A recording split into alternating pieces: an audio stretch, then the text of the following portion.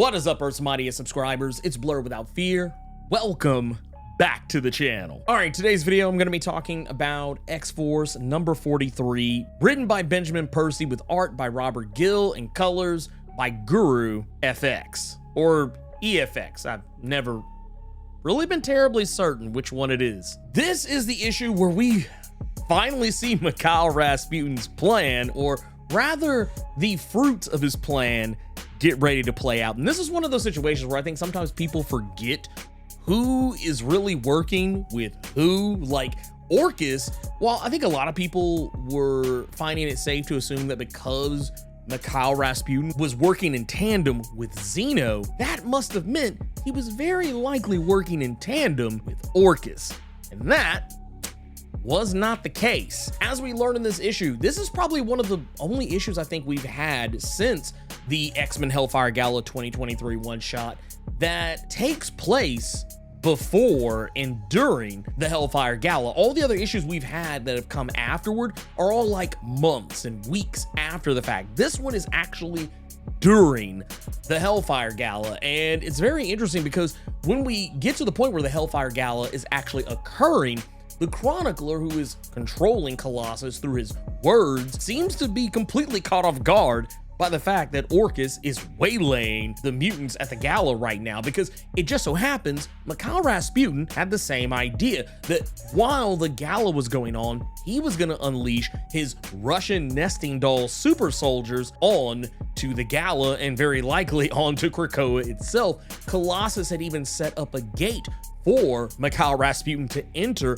onto the island through. So it struck me as a bit odd that, yeah, Mikhail didn't seem to be aware that ORCHIS was doing any of this. It was almost just like a coincidence that it was happening at the same time, though I do wonder if we're gonna learn that maybe he did actually know this was going down and he was just gonna take over the island while ORCHIS took out the mutants where they were all collected. So I don't know, that part is kind of really nebulous right now, but it does seem like the Chronicler doesn't really know what to do in this situation. It does kind of come off as a genuine surprise. Now, another thing that is genuinely surprising about this, at least for the rest of X-Force, is that no one else really seems to be aware that Colossus has something wrong with him. And honestly, the only people who really truly know what's going on, at least by the time that it is too late, is Wolverine, Kid Omega, and Omega Red. They are caught completely off guard because when the Hellfire Gala actually happens and Nimrod kills the astonishing X-Men team, he runs them through the very same gate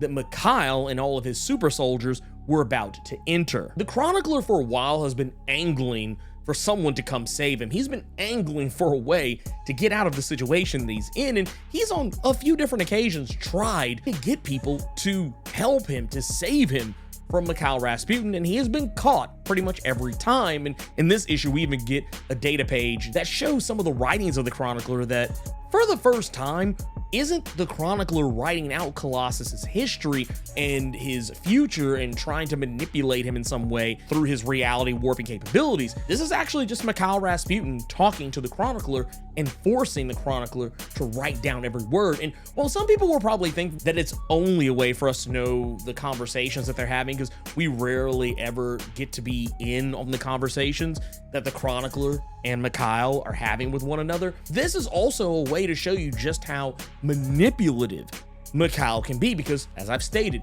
the things that the Chronicler writes, they all become reality. So regardless of whatever it is that Mikhail is saying to the Chronicler in this statement, whether it's true or not, it doesn't matter. It now is true because the Chronicler wrote it. This is gaslighting and emotional damage of the highest order. While I don't think the Chronicler is absolutely just the nicest of people, he does kind of seem like he's probably not the coolest guy to hang out with.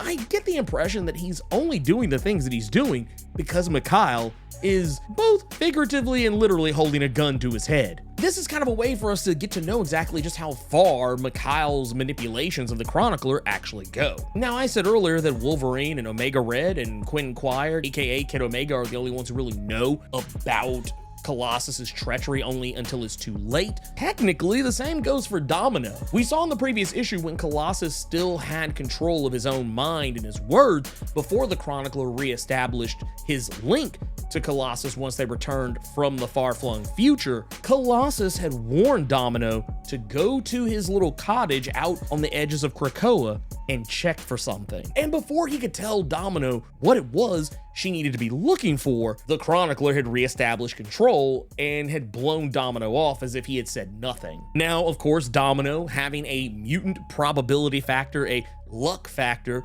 for all intents and purposes, she didn't really need to know what it was that she needed to find, because the way her powers work is, well, she can't actively make her powers do any one specific thing. Domino, whenever she just throws herself into a situation, her luck factor basically just ensures she, at the very least, is in a favorable enough position to either find the thing she's looking for or the thing that she needs to happen, whether she even realizes it or not, it just happens. So the fact that she needed to find something on Colossus's farm, regardless that she didn't really know what it was she was looking for, all she had to do was just show up. She showed up and luck just kind of pushed her in the direction she needed to be. And once she started digging, she found the body of Kayla, Colossus's dead wife, who he murdered due to the manipulations of the Chronicler, thanks to Mikhail Rasputin. This all goes back to X-Force number 24, and I actually went back and looked to see exactly how long ago this was.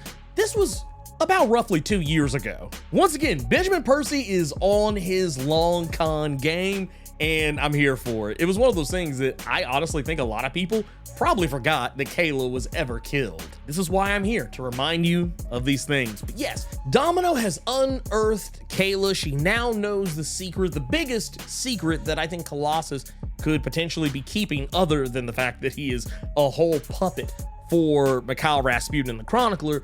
Speaking of secrets, one secret to unlocking all of the best when it comes to information on breaking down the X-Men and other comics from Marvel and DC is you hitting that subscribe button and clicking that notification bell. That way you don't miss out on any of my videos. I release multiple videos throughout the week where I'm breaking down the X-Men, I'm breaking down different comics from Marvel like Moon Knight, Black Panther, the Avengers, the just recently released Immortal Thor series, and so many other comics from DC, Image, Boom, and wherever else. And also, it's this late in the video, and if you're still here at this point, click that like button. It really helps the channel out, like, a lot. I don't really know how, but it does. But anyway, Domino finally knows she is trying to warn Sage to not let the rest of X-Force go through that gate with Colossus, and fortunately for Sage, she actually gets that message before she herself goes through that gate. So right now, that just leaves Sage and Domino as a part of X-Force